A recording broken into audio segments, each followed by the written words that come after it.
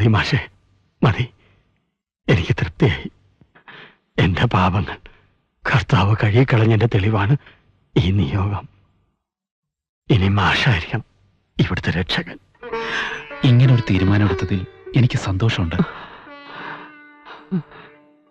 എന്നാ ഞാൻ ഇറങ്ങാം.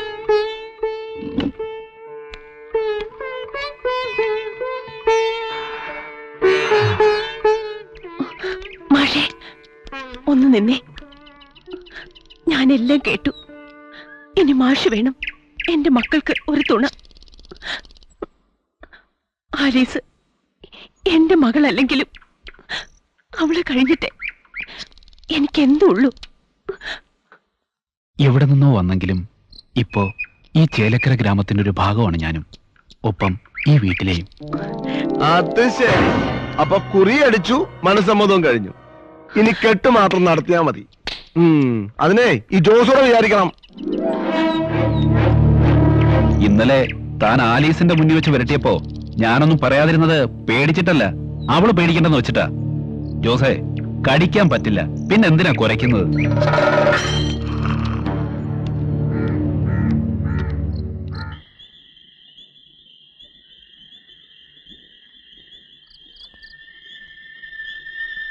ജോസേ, കഴിഞ്ഞതൊക്കെ കഴിഞ്ഞു. ഇനിയും എന്റെ മക്കളെ ശല്യം ചെയ്യരുത്. ഞാൻ എന്ത് ചെയ്തെന്ന് അന്നമ്മ ചേർത്തി പറയുന്നേ? ഞാൻ എന്റെ ആഗ്രഹം പറഞ്ഞു. ആലീസിന് എനിക്ക് കെട്ടിച്ചേർന്നു. അത് തൊള്ളി തെറ്റാ? അവൾക്ക് ഇഷ്ടമല്ലെന്ന് ഞാൻ പറഞ്ഞു കഴിഞ്ഞില്ലേ? അവക്കിഷ്ടമല്ലെങ്കിലും എനിക്കിഷ്ടമാണ്.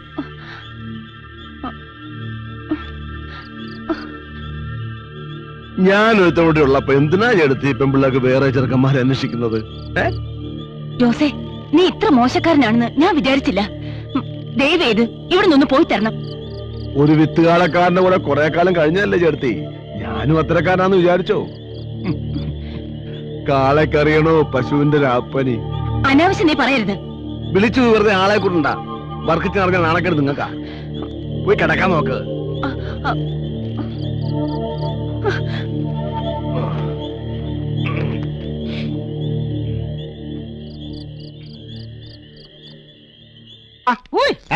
ഇവിടെ എവിടെ? വലത്തിരിഞ്ഞ് മേപ്പോട്ട് നോക്ക്. ഇവിടെ വാനര മുകളിലായിരുന്നാ? എവിടെ റോക്കറ്റ് വിട്ടല്ലോ പോന്നത്? ഒന്നും പറയണ്ട കൂട്ടപ്പ, ഇന്ന് പാല് നേരത്തെ തീർന്നു പോയി. അത് തൂക്കി പിടിച്ചിട്ട് കണ്ടപ്പോഴേ തോന്നി നാട്ടുകാരെ കൂടി അറിയിക്കണോ? ആക്കല്ലേ ആക്കല്ലേ. അല്ല, ഞാൻ വെറുതെ പറഞ്ഞതേ ഉള്ളൂ. നിശ്ചയക്കളത്തിന് ഒരുപാട് പണിക്കാരുണ്ടായിരുന്നു. പാല് നേരത്തെ തീർന്നു പോയി. അയ്യോ, ഞാൻ ആ ഹാജിയാരുടെ വീട്ടിൽ നിന്ന് പാല് മേടിച്ചിട്ട് വരുന്ന വഴിയാ. എന്താ ചായക്കടയും കള്ളുഷാപ്പും തമ്മിൽ രാവിലെ തന്നെ ഒരു പരദൂഷണം? ഞങ്ങള് ജോസിനെ കുറിച്ച് കൊണ്ട് പറഞ്ഞ നാവ് എടുത്തേ ഉള്ളൂ. എന്നെ പറ്റി എന്ത് പറയാ? മൂസാക്ക പറഞ്ഞേ ജോസിനെ പറ്റി ഇപ്പൊ നാട്ടുകാർക്ക് നല്ല മതിപ്പാ. പക്ഷെ വർക്കിംഗ് മാപ്പിളയുടെ പെമ്മക്കൾക്ക് മാത്രം ഒരു മതിപ്പും ഇല്ല. അയ്യോ, അവര് തന്നോടല്ലോ പറഞ്ഞ പറയണോ? പ്രവൃത്തി കണ്ട അറിഞ്ഞൂടാ പൗത്രേട്ടാ. ആ പെങ്കൊച്ചങ്ങളുടെ കാര്യത്തിൽ ഒരു കണ്ണു വേണം. 3 പെമ്മക്കളാ. നാളെ എന്താ സംഭവിക്കാന്ന് പറയാൻ പറ്റത്തില്ല. പൗത്രേട്ടൻ വിട്ടോ, പാല് പെരി. ഒരു മിനിറ്റ്, ഇനി ഒന്ന്.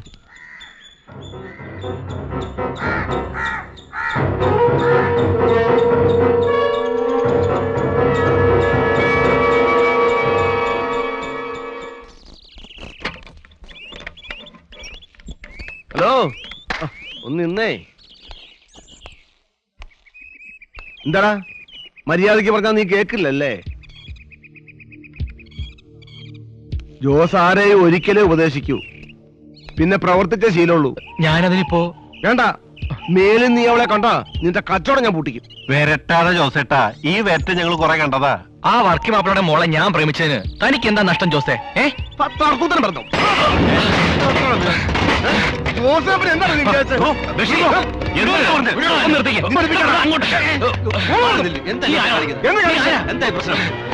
നീ എന്താണോ വിചാരിച്ചത്?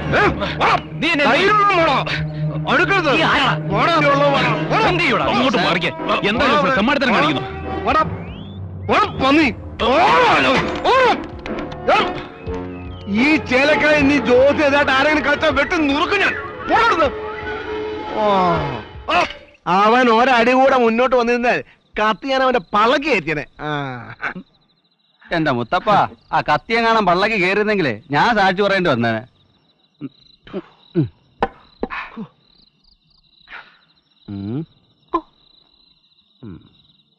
അതെ, ഞാൻ പോയി സിഗരറ്റ് മേടിച്ചോണ്ട് വന്നാലോ? വല്ലാത്ത ക്ഷീണം. ഓ, ഇന്ന് വേണ്ട, നാളെ ഓക്കെ.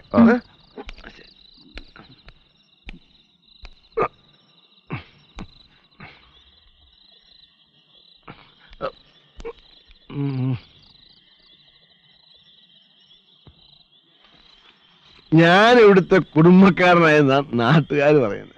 പറക്കിച്ചാന്റെ സന്തോഷത്തിന് ഇത് ഇരിക്കട്ടെ ഇവിടെ അല്ലേ?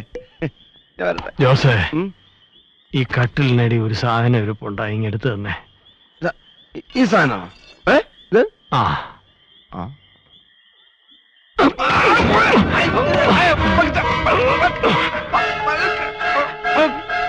ഒറ്റ വെട്ടിന് നിന്നെ നീ കൊല്ലാം. പക്ഷെ ഇപ്പൊ ഞാനത് ചെയ്യുന്നില്ല. എങ്ങോട്ടെങ്കിലും പോയി രക്ഷപ്പെട്ടോ. വർക്കിയുടെ ശരീരം മാത്രമേ തളർന്നിട്ടുള്ളൂ, മനസ്സ് തളർന്നിട്ടില്ല. എന്റെ കൺമുമ്പിൽ ഇനി നിന്നെ കണ്ടുപോരുത്. വയ്ക്കോ, വയ്ക്കോ. എനിക്ക് ഈ ഗതി വരാൻ കാരണം എന്റെ കാളയാണ്. നീ സൂക്ഷിച്ചോ, നിന്നെക്കാൾ ബുദ്ധിയുണ്ടതിന്.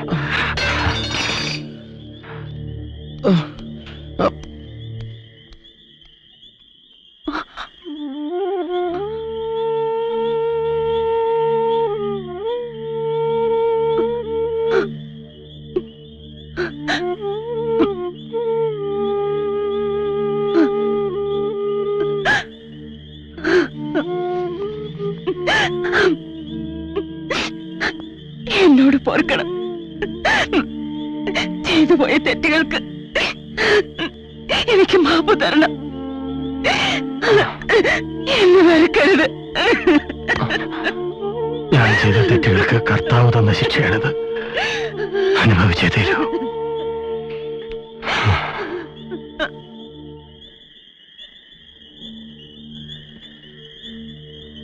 എനിക്ക് ഈ ഗതി വരാൻ കാരണം എന്റെ കാളയാണ്.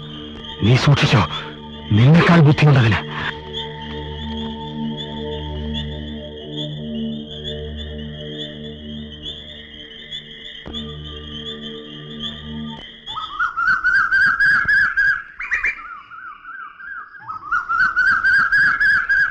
ജോസേട്ടാ, മൂസാക്ക പറഞ്ഞ പൈസക്ക് കച്ചവടം ഉറപ്പിച്ചിരിക്കുന്നു. ഇത് അഡ്വാൻസ്. ഓ,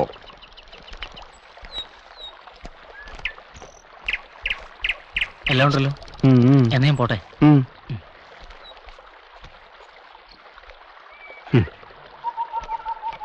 ചവിട്ടിക്കലിനിടയിൽ എന്താ ഒരു ഇറച്ചി കച്ചവടം? വർക്കി മാപ്പിളയുടെ കാളയ്ക്ക് ഞാൻ കച്ചവടം ഉറപ്പിച്ചു, അഡ്വാൻസും വാങ്ങി. ജോസേ,